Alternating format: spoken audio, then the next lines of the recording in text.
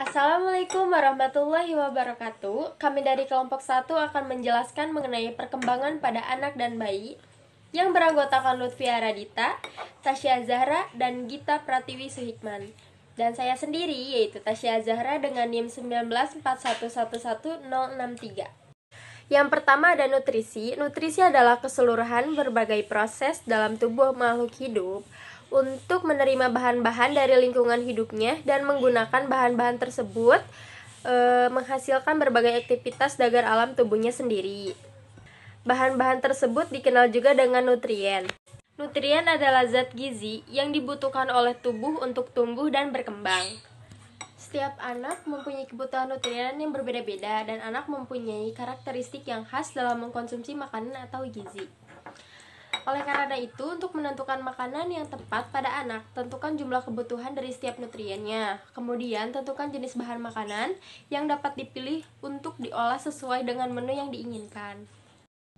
Assalamualaikum warahmatullahi wabarakatuh. Perkenalkan, nama saya Lutfia Radita dengan NIM 19411111024.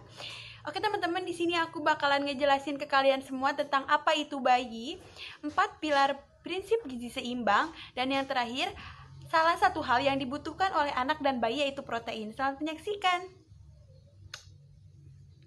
Aku bakalan ngejelasin ke kalian semua tentang bayi. Jadi bayi itu 0 sampai 11 bulan dan bayi juga merupakan periode emas dan periode kritis karena pada masa ini terjadi pertumbuhan dan perkembangan yang sangat pesat yang mencapai puncaknya pada 24 bulan.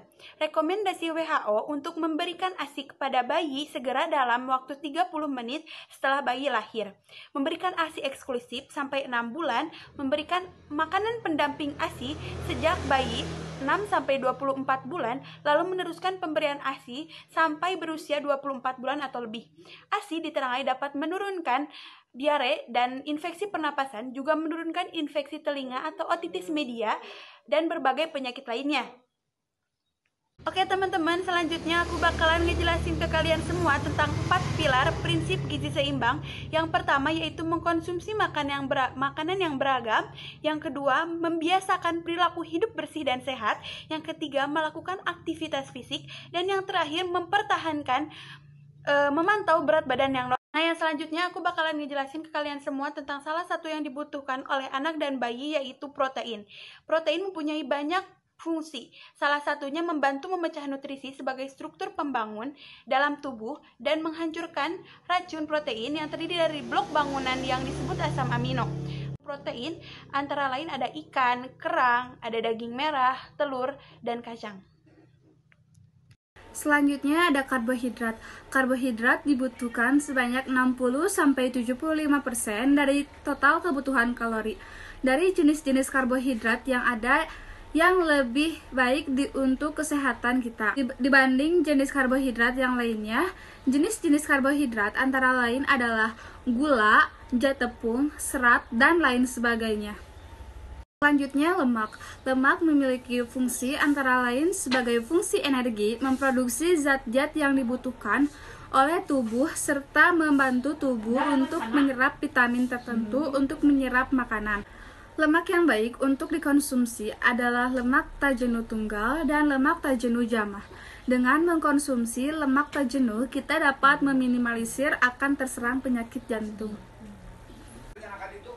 Dan yang terakhir adalah dampak pemenuhan kebutuhan nutrisi pada anak. Kebutuhan nutrisi pada anak ada dua, yaitu dampak psikologis dan dampak fisiologis. Dampak psikologis dibagi menjadi 3, yaitu psikodinamik, kedua psikososial, dan yang ketiga maturasi organik. Sedangkan dampak fisiologis, dengan asupan nutrisi yang adekuat dari hari ke hari, kehamilan ibu bertambah besar dan sejalan dengan itu, janin bertumbuh dan berkembang sampai pada usia kehamilan yang matang. Maka, janin siap dilahirkan dengan berat badan dan pertumbuhan organ fisik lain. Begitu juga setelah anak dilahirkan, asupan nutrisi yang tepat untuk baik toddler, persekolahan usia sekolah dan remaja akan sangat berdampak pada kebutuhan fisik, yaitu anak akan bertambah berat dan bertambah tinggi atau meningkat secara kualitas. Mungkin hanya itu yang bisa kami sampaikan. Mohon maaf bila banyak kekurangan. Wassalamualaikum warahmatullahi wabarakatuh.